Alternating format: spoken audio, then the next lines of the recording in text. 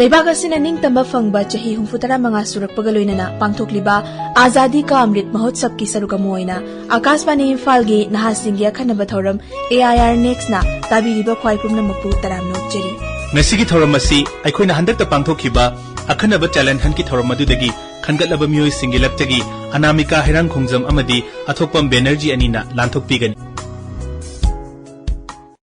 Akashvani Imphal gi AIR Next program gi anishuba episode asida miyamda aikhoina pujaragli mobile phone na aikhoigi nahasingda piba khudol Banerjee hojik aikhoi miyoiba khunai sina chakholakpagi matungina technology gi mateng kya lauraga arapada leiba mafam khudimakta miyoiba amaga yamna laina paw phaunahan bese ngamle ko hojikse Hoi Anamika hojikti yamna laina amaga pawpawtokna basingam halle hairiba mayam asigi manungda mobile phone sina su achauba thodang amasu lauri ko mobile phone asi hojiki matamda yumthom khudingda angang ahan khaktana painaraba yamna maru oiraba nongoda changdaba yadraba posak am oirakli masida social media haidana platform asigi mateng lauraga akoina e paw phawbada su yamna laina su phawna halle aduga arapada leiba thodo watho kaya se mitna yamna laina su uba ngamli ko hoi yamna chume social media gi kuthangda akoina nuai film isai bu oiro ama bu oiro nuai ba kaya ama akoina yai mongda yengba uba phangale Ado amaromdana mobile phone asi satri kaya amana masibu yamna lana sisinabasu leitabasu natte hoi mane hojigi matamda mahiroi ayamana mobile phone da ka henne edik oikibadagi makoigi mahi tambada kaiba lakba wangna phanglambadagi satra sing fail oirakpa school kaning daba singna maram oiduna mama pa oiba singna yamna awaba amasu ohele hairi bahiram kaya sigi maramda aikhoina unaruba aikhoina khanglakpa mayam punna taminasiko ahan basidi aikoi Dr. Dhanabir Laishram social scientist mayam pun taminase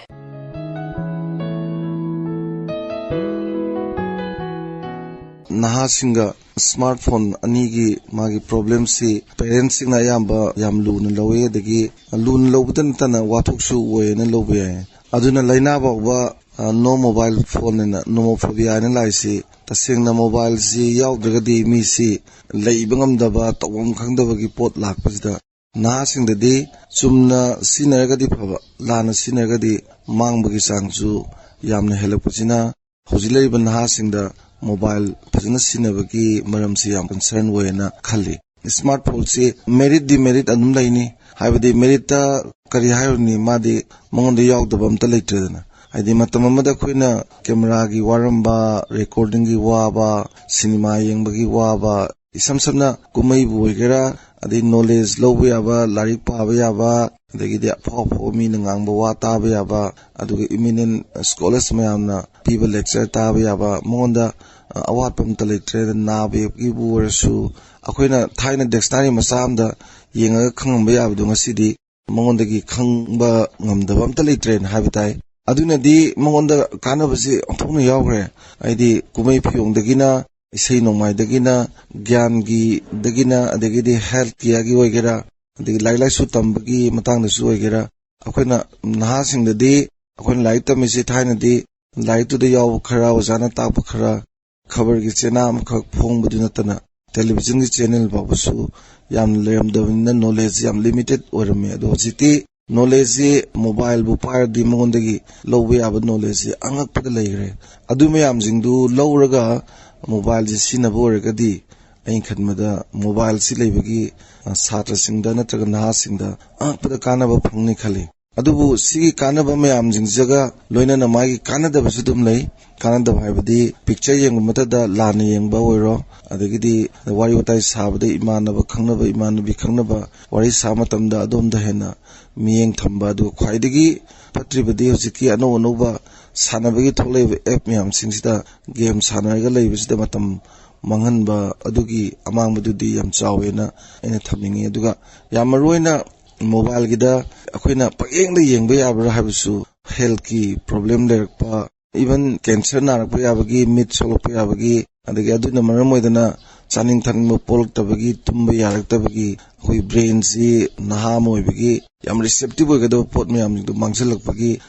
leibasing si na maram oidana mobile si kamaina sinagadage habadu bobadi at least nahasingna khangba phayena ai khali aduna aina yamaroina mobile ga mari lenena hoigi nahasingda thamjaningbadadi yamdrabada sanabigedaba game duna nomada pung amagumba sanabiro aduga amadu nungdang sanabasu yai kariginoida ayu pung mari dagi taru phogba lai lai su pabse 100% kane तरुक्तगिना पुंग 10 बो कानबदा 20% कानै नुंदांगदि 20% खक्तंग कानबनिना नुंदांग जिदा mobile गुंबा game दु सानबा याय सानबदु मतम अमा fix तौबिरगा सानबा याय अदुगा it should not be more than 1 hours यामरोइना इसाना याना इमा इपागी कस्टडी दा खुदमोइना पुंग 9 मु तारक 9 मु तारक पा चाइसिंग चाबा तोगदी अइना मोबाइल से बाबा मामा दा स्विच ऑफ तौरगा पिसन अनिंगी मरमदी नुंदांग याम हेन मांग सी ahal laman loi tungraganda aigi kada kaigumba kanda khoina telephone da wari sanabada chumna sanaba nataba video calling tawnaraga isa isa unaraga wari sabasigi phataba yam lei maramdi ka thongon jale mai phajina ngale adigi phong phanung manungda tummini aduna phaizu manungda wari sabase afaba wari nate na khali adu masidi yaringi nahasina ai tawbiroidabani khali aduga khangna chanaba emergency call toba matamna matamne aduga yam henna romantic repair da leba matamna wari sabasidi nomagi mari mangar saba I mathau ta den khali chayol mangda amoni rak sabi ai yam tangna sabasi mathau yam thin tai kayonda aduna kanabazu heli adegidi maduna regulate tobagi khudamsu udli aduna amabur su aina khanjabada mobile si kanaba mayam yawi adu kanadaba mayam su yawi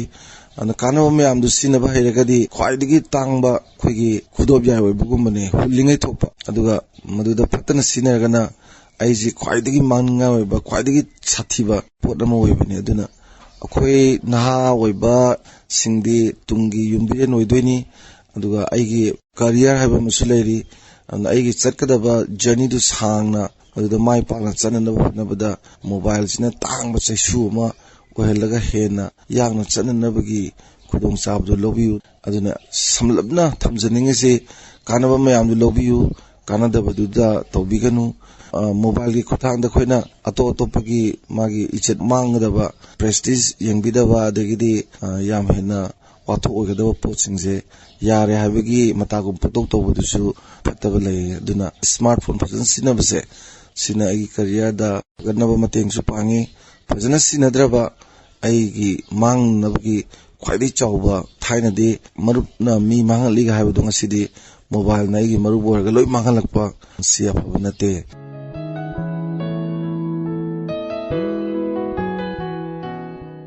Athang सिदी तोंगा तोंगानबा महरोय सिंगदगी mobile phone की मतंगदा पिरकपा मखोयगी ओइबा वखलोन सिंग अदु मयाम पुन्ना तामिनसे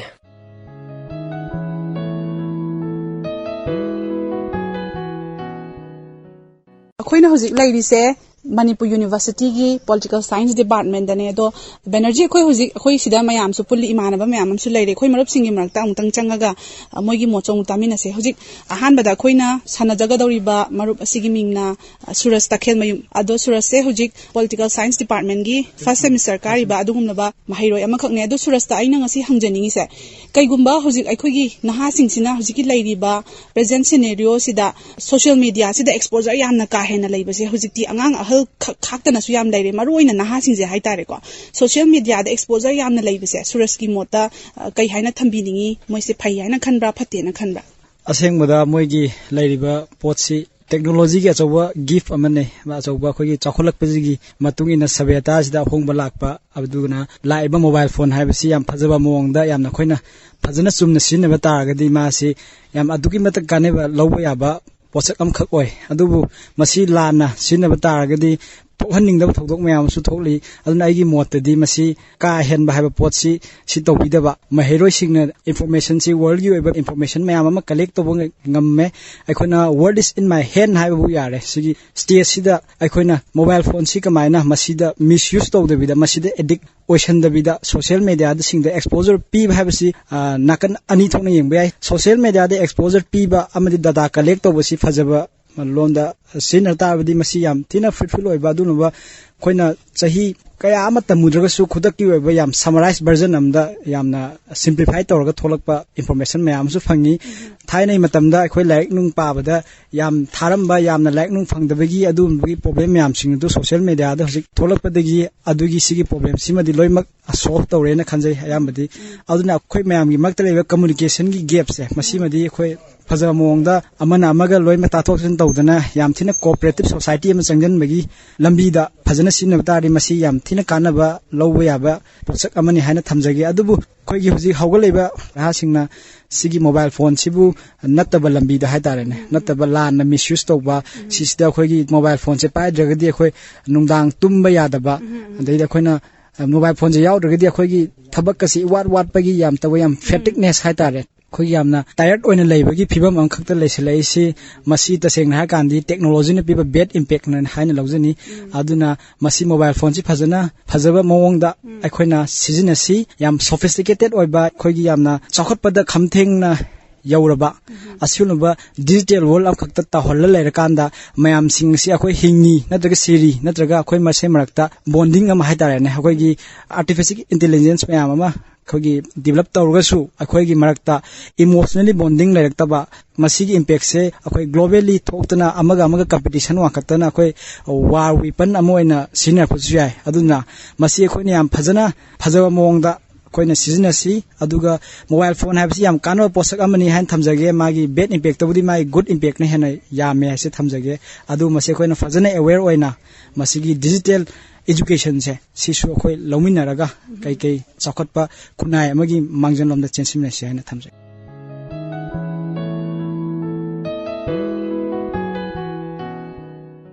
मथंग सिदि मणिपुर यूनिवर्सिटी दा हौजिक एमए फर्स्ट सेमेस्टर तमलिबा पॉलिटिकल साइंस डिपार्टमेंट दा लेबिरिबा लाइसम सुरेश कुमार दगी वाखम खरा मुतामिनसे मरुप तगे कोइन खंजनिंग बसे हौजिक चनरिबा ग्लोबल वर्ल्ड असिदा मोबाइल फोन असे करिगुंबा लेरमद्र तारगदी अखोई मियबसे करि फिबम दा लेरमबा याबगे हाबदु थंबियो साइंस एंड टेक्नोलॉजी यामना साउखलकपा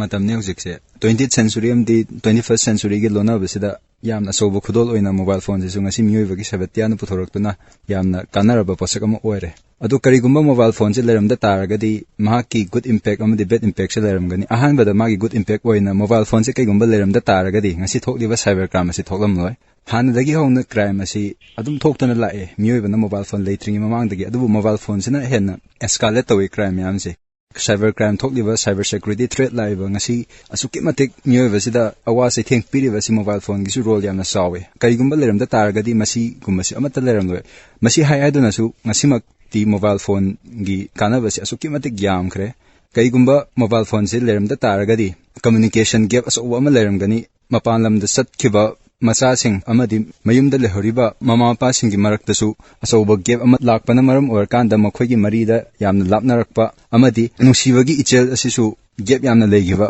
ओरक्पा याय मसिदसु नतना ngasi thoktiba corona pandemic asina satra satri sing ngasi school college kawa fangdriba asi online class tawduna men khatli karigumba mobile phone se leram da targadi ngasi mak fangliba online class ki khudong saba si satra satri sing na fanglam loi amadi sarva knowledge gap ama su leram gani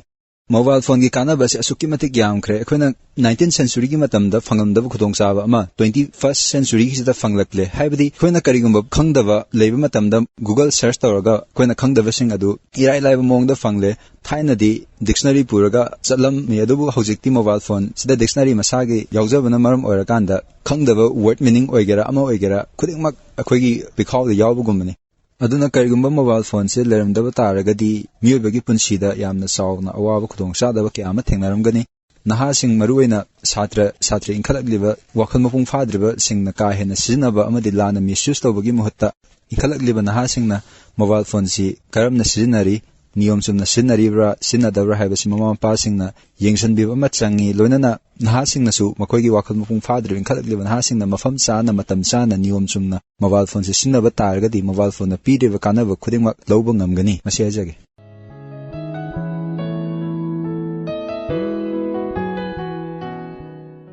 मथंग सिदी अखोई मयाम गे मरता तिल्लगा लेबिरिबा मरुप Oaken खेत्री मयुम हौजिकना Manipur university की English department दा first semester दा तम्मीबा अखोई मरुप ता अमुक लाक्जगे मरुप mobile phone सिजनबीको मरुप से mobile phone सिजनजे mobile phone से स्टूडेंट सिंह मोबाइल फोन सिजनरी से मरुप की वखल दा मसी फैना खनब्रा फतेना खनब्रा मरुप की ओइबा मोड खरा खरंग थंबिरम मोबाइल फोन जे सिजनबजे फई हाइजनिंगे सिजनदब यादेना अजु थमजगे स्टूडेंट अमा ओइना छात्र की पर्सपेक्टिव दगी पिजौ हाइ तारगदी अखोइना लाइक पाबा क्लास यावबा अमसुंग असाइनमेंट सेमदगी हौरगा छात्र गा लोइनर लैरिबा कोर्स एक्टिविटीज खुदिंग मक्सिदा इंटरनेट से मरु ओइरकपा मतमसिदा अदुना अखोइ छात्र खुदिंग मक्ति लैपटॉप नत्रगना कंप्यूटर एक्सेस तौबा ngamdaba yawe aduna through mobile phone akoina internet access tauba gi gadget amo ina sina taragadi akoi khuding makna mobile phone je yam kanana sina ba haina thamjage ado every student khuding makta satra khuding makta mobile phone se necessary ni haningbra darkar le na haningbra matam jigi olaiba akoi gi hokiba past 2 years dagi hona covid na strike tawga laiba prithvi bumba sida hongaiba matam sigi awon sida haitare mobile phone je satra khuding makta maru oire aduga mobile phone je thadong na ba yadraba satra gi life ki part amani na haibidu jo haiman ma thokna ro haina thamjage ado moina mobile phone sina pi ba hadi kana gumba kharam na su yamna lana misuse tawba su yawri ba sigi matang sinam kai thamini mobile phone da khak natte na thamjage khuding mak se akoina pot chai na tragana even ideas na tragana akoi gi thoughts pok da सिजनब मोंग Chumna सिजनद्रगदी खुदेमक लाना जाखिने ना थमजगे दुगा mobile phone जे अखोइना इसा नत्रगना पीबा अंगांग ओइरगना मोमा Pagi मतेंगना limitation खरा थंबीरगा अखोइना regulate तौरगा mobile phone जे फजन सिजनबि तारगदी यम काना मोंद पुबा ngamani khanse ado khoi hojiki hogol iba inkhalak liba na ha singsina lana seasonary ba mayam sida kari kari message hadi moise kamaina phana seasonarak na ba habidi aphaba lambi rom da sinna na ba kari kari dhaini aigi mai kaidagi mayam sadra sing adagi horak leba tung yumbi jingda aigi oiba message sama thamjau khai taragadi mobile phone je akoina live ki coursing sida aigi live ki part ama ohenba ado aigi live ki part natte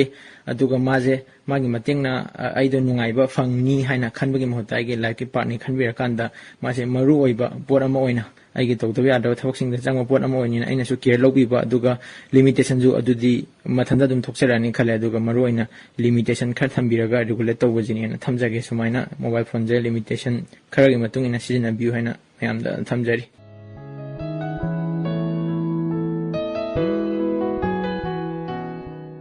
marup mayam amadagi wakhalon kaya amasu mayam da phongdok bire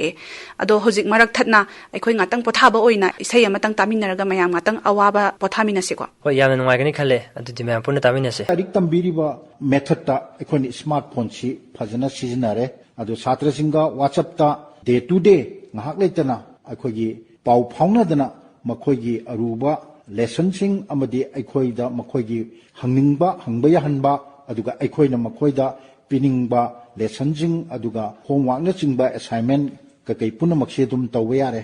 adu khwaidagi nungai ribadi smartphone sizinaba sina nungai riba amadi hojike pandemic matamda magi role achouba ma lae adu laptop asi khara hena tangba pot oigibana smartphone paisa khara tana mi pum khudimang na sizinaba yabagi khudong jabdu phangbani aikoina online class te smartphone je angapa phangna sizinai masida whatsapp amadi aikoigi google apps mayam ama hapchale haraga chhatra singa live ta class tauba the online discussion punamak se akhoi mobile gi kana base dum phange masi taudana aduga amarom dana akhoi gi asumati kana graba pot ase aikoina magi lana sizinabadagi abuse oina lakba the abuse of the mobile phone asi akhoi gi naharon singda thoktaba nate adu nong hek ngambadagina numita ba phawda mobile phone si adum paidana leiba adum chanadana leiba kana bihiram khara khatu tauba natabada atai game amadi leisure mayam ama akhoi gi naharon singna mase sinabam khangdana hiram kayamrumda lana sinabadagi mobile phone bo aikoina phattaba oina lawbusu yai smartphone asidagi aikoina lawbu yaba makhai chi adukki matik yamkhre madudi prithivida leiriba information mayam ama chi aikoina phange adubu mase hoji inkhalaliba naharon sing amadi maruina chhatra singi maraktasu mase adum paidana leiba makhoi gi darkar leibadu dagi hena ꯑꯩꯈꯣꯏꯒꯤ habit ꯑꯃ ꯑꯣꯏꯈꯤꯕ mobile ꯐꯣꯟꯁꯦ ꯑꯗꯨꯝ ꯊꯥꯗꯣꯛꯅꯤꯡꯗꯕ habit ꯑꯣꯏꯕ ꯅꯣꯡ ꯍꯦꯛ ꯉꯥꯟꯕꯒ ꯑꯩꯈꯣꯏꯒꯤ ꯆꯤꯟꯖꯥ ꯁꯦꯡꯗ꯭ꯔꯤꯉꯩꯗꯒꯤ mobile ꯐꯣꯟꯁꯦ ꯑꯗꯨꯝ ꯄꯥꯏꯗꯅ ꯍꯦꯛꯇ ꯊꯣꯔꯛꯄ ꯃꯁꯤ ꯍꯦꯕꯤꯠ ꯃꯈꯜ ꯑꯃꯅꯤ ꯑꯆꯧꯕ ꯍꯦꯕꯤꯠ ꯑꯃꯅꯤ ꯇꯁꯦꯡꯅꯃꯛꯀꯤꯗꯤ ꯃꯥ ꯑꯉꯥꯡꯁꯤꯡꯁꯤ ꯑꯃꯗꯤ ꯃꯤꯁꯤꯡꯁꯤꯅ ꯅꯣꯡ ꯍꯦꯛ ꯉꯥꯟꯕꯒ ꯃꯥꯒꯤ ꯇꯧꯒꯗꯕ ꯗ꯭ꯌꯨꯇꯤ ꯑꯗꯨ ꯇꯧꯔꯒ ꯑꯗꯒꯤ ꯆꯤꯟꯖꯥ ꯁꯦꯡꯇꯣꯛꯑꯒ ꯄꯨꯝꯅꯃꯛꯁꯦ ꯇꯧꯔꯕ ꯃꯇꯨꯡꯗ ꯑꯁꯪꯕ ꯃꯇꯝꯗ ꯃꯣꯕꯥꯏꯜꯗꯨꯗꯒꯤ ꯀꯥꯟꯅꯕꯁꯤ ꯂꯧꯕꯤꯒꯗꯕꯅꯤ ꯑꯗꯨ ꯂꯧꯗꯗꯅ ꯍꯦꯛ ꯐꯃꯨꯡꯗꯒꯤ ꯃꯤꯀꯞ ꯍꯦꯛ ꯊꯣꯛꯄꯒ ꯃꯣꯕꯥꯏꯜ ꯐꯣꯟꯁꯦ ꯑꯗꯨꯝ ꯄꯥꯏꯕ ꯑꯗꯒꯤ ꯇꯨꯝꯕ ꯃꯇꯝꯗꯁꯨ ꯊꯦꯡꯅ ꯑꯗꯨꯝ ꯃꯣꯕꯥꯏꯜ ꯐꯣꯟꯁꯦ ꯁꯤꯖꯤꯟꯅꯗꯅ ꯂꯩꯕ ꯑꯁꯤꯒꯨꯝꯕ ꯃꯑꯣꯡꯁꯤꯡ ꯑꯁꯤ ꯈꯔꯈꯛ ꯄꯟꯖꯔꯕꯗ ꯑꯁꯤꯅ ꯌꯥꯝꯅ ꯍꯦꯟꯅ ꯑꯩꯈꯣꯏꯒꯤ ꯁꯣꯁꯥꯏꯇꯤꯗ ꯂꯩꯔꯤꯕ ꯃꯤꯌꯥꯝꯁꯤꯡꯁꯤꯅ ꯈꯟꯅꯕꯗ ꯃꯣꯕꯥꯏꯜ ꯐꯣꯟꯁꯦ ꯐꯠꯇꯕꯔꯣꯝꯗ ꯑꯗꯨꯝ ꯆꯤꯡꯍꯜꯂꯦ ꯃꯣꯕꯥꯏꯜ ꯐꯣꯟꯁꯤ ꯐꯠꯇꯕ ꯑꯣꯏꯅ ꯎꯍꯜꯂꯦ ꯑꯗꯨꯕꯨ ꯍꯩꯔꯕꯗꯤ ꯃꯣꯕꯥꯏꯜ ꯐꯣꯟꯁꯦ ꯑꯩꯈꯣꯏꯅ ꯀꯥꯟꯅꯕ ꯌꯥꯝꯅ ꯂꯧꯕ ꯌꯥꯏ ꯑꯉꯥꯡꯁꯤꯡꯁꯤꯅ ꯃꯣꯕꯥꯏꯜ ꯄꯥꯏꯍꯟꯒꯦ ꯃꯣꯕꯥꯏꯜ ꯁꯤꯖꯤꯟꯅꯍꯟꯒꯦ ꯂꯥꯏꯔꯤꯛ ꯂꯥꯏꯁꯨ ꯇꯧꯍꯟꯒꯦ ꯁ꯭ꯃꯥꯔꯠ ꯐꯣꯟꯁꯤꯗꯒꯤ ꯇꯧꯍꯟꯒꯦ ꯍꯥꯏꯕ ꯇꯥꯔꯒꯗꯤ ꯇꯉꯥꯏ ꯐꯗꯅ ꯄꯦꯔꯦꯟꯁꯤꯡꯁꯦ ꯑꯩꯈꯣꯏꯒꯤ ꯂꯥꯏꯔꯤꯛ ꯂꯥꯏꯁꯨ ꯍꯩꯕ ꯑꯗꯨꯒ ꯏꯟꯇꯔꯅꯦꯠ ꯁꯦꯐꯇꯤ ꯑꯃꯗꯤ ꯃꯣꯕꯥꯏꯜ ꯐꯣꯟ ꯁꯦꯐꯇꯤ ꯑꯁꯦ ꯑꯁꯤ ꯄꯦꯔꯦꯟꯁꯤꯡꯗ ꯑꯁꯤꯒꯤ ꯏꯟꯐꯣꯔꯃꯦꯁꯟꯁꯦ ꯇꯉꯥꯏ ꯐꯗꯅ ꯂꯩꯕ ꯑꯃ ꯆꯪꯉꯦ ꯈꯨꯗꯝ ꯑꯣꯏꯅ ꯑꯉꯥꯡꯁꯤꯗ ꯁꯤꯖꯤꯟꯅꯔꯤꯕ ꯄꯣꯠꯁꯦ ꯀꯔꯥꯏ ꯌꯧꯅ ꯁꯤꯖꯤꯟꯅꯕꯒꯦ ꯀꯔꯤ ꯁꯤꯖꯤꯟꯅꯕꯒꯦ ꯀꯩꯗꯧꯕꯒꯦ ꯍꯥꯏꯕ ꯒꯨꯒꯜ ꯁꯦꯐꯇꯤ ꯒꯨꯒꯜꯒꯤ ꯏꯟꯐꯣꯔꯃꯦꯁꯟ ꯀꯂꯦꯛ ꯑꯩꯈꯣꯏꯅ ꯍꯦꯛ ꯃꯣꯕꯥꯏꯜ ꯐꯣꯟ ꯄꯥꯏꯕꯗꯒꯤ ꯑꯩꯅ ꯈꯨꯠꯅ ꯄꯥꯏꯕꯗꯒꯤꯅ ꯃꯤꯠꯅ ꯌꯦꯡꯕ ꯈꯣꯠꯄ ꯅꯥꯀꯣꯡ ꯇꯥꯔꯤꯕ ꯄꯨꯝꯅꯃꯛ ꯑꯁꯤ ꯒꯨꯒꯜꯅ ꯑꯩꯈꯣꯏꯕꯨ ꯇ꯭ꯔꯦꯛ ꯇꯧꯗꯨꯅ ꯑꯗꯨꯝ ꯂꯩꯔꯤꯕꯅꯤ ꯑꯗꯨ ꯃꯈꯣꯏꯅ ꯇ꯭ꯔꯦꯛ ꯇꯧꯔꯤꯕꯁꯤꯗ ꯑꯩꯒꯤ ꯀꯌꯥꯝ ꯌꯥꯝꯅ ꯏꯟꯐꯣꯔꯃꯦꯁꯟ ꯒꯨꯒꯜꯗ ꯄꯤꯕ ꯌꯥꯕꯒꯦ ꯌꯥꯗꯕꯒꯦ ꯍꯥꯏꯕꯁꯦ ꯀꯅꯥꯁꯨ ꯈꯟꯅꯗꯕꯒꯨm ꯇꯧꯋꯦ ꯃꯁꯤꯁꯨ ꯑꯩꯈꯣꯏꯅ ꯌꯦꯡꯁꯤꯟꯕ ꯗꯔꯀꯥꯔ ꯂꯩ ꯃꯔꯝꯗꯤ ꯑꯩꯈꯣꯏꯒꯤ ꯁꯝ ꯏꯟꯐꯣꯔꯃꯦꯁꯟ ꯈꯔꯗꯤ ꯑꯩꯈꯣꯏ ꯇꯉꯥꯏ ꯐꯗꯅ ꯂꯣꯟꯅ ꯊꯝꯕ ꯗꯔꯀꯥꯔ ꯂꯩ ꯒꯨꯒꯜ ꯑꯁꯤ ꯁꯦꯇꯤꯡ ꯇꯧꯕ ꯑꯃꯁꯨ ꯗꯔꯀꯥꯔ ꯂꯩ ꯑꯩꯈꯣꯏꯅ ꯅꯠꯇ꯭ꯔꯒꯗꯤ ꯑꯩꯈꯣꯏꯒꯤ ꯏꯟꯐꯣꯔꯃꯦꯁꯟ ꯄꯨꯝꯅꯃꯛꯁꯤ ꯑꯩꯈꯣꯏ ꯂꯣꯏꯅ ꯂꯤꯛ ꯑꯣꯏꯔꯕꯒꯨꯝꯕꯅꯤ ꯍꯧꯖꯤꯛ ꯂꯩꯔꯤꯕꯁꯦ ꯄꯦꯔꯦꯟ ꯀꯌꯥꯅ ꯃꯅꯤꯄꯨꯔꯗ ꯃꯈꯣꯏꯒꯤ ꯃꯆꯥ ꯃꯁꯨꯁꯤꯡꯅ ꯃꯣꯕꯥꯏꯜ ꯄꯥꯏꯔꯤꯕ ꯑꯁꯤꯗ ꯑꯁꯤ ꯌꯧꯅ ꯀꯌꯥ ꯌꯥꯝꯅ ꯈꯟꯊꯔꯝꯒꯗꯒꯦ ꯍꯥꯏꯕꯁꯦ ꯑꯁꯤ ꯈꯔ ꯆꯤꯡꯅꯖꯕ ꯑꯃ ꯑꯗꯨꯝ ꯄꯣꯛꯆꯩ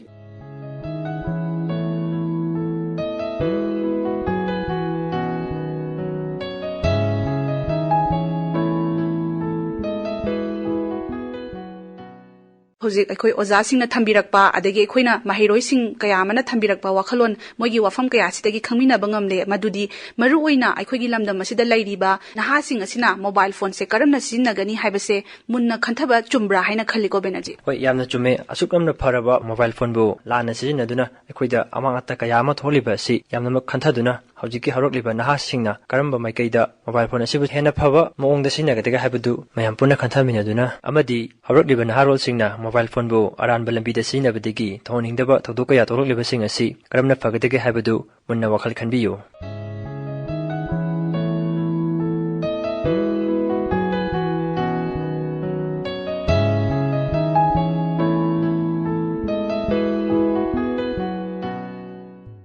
Ngasigi naharol gya khanaba thoramda marupsinga puna taminare AIR Next ki anisuba tangkak. Thoram asi tahan jakhebaga loinana ngasigi damaktadi naharol gya khanaba thoram sandokchaba matang asite loisinjari. Thoram tabiram liba khwai pumna makpu amukka hana khurumjari.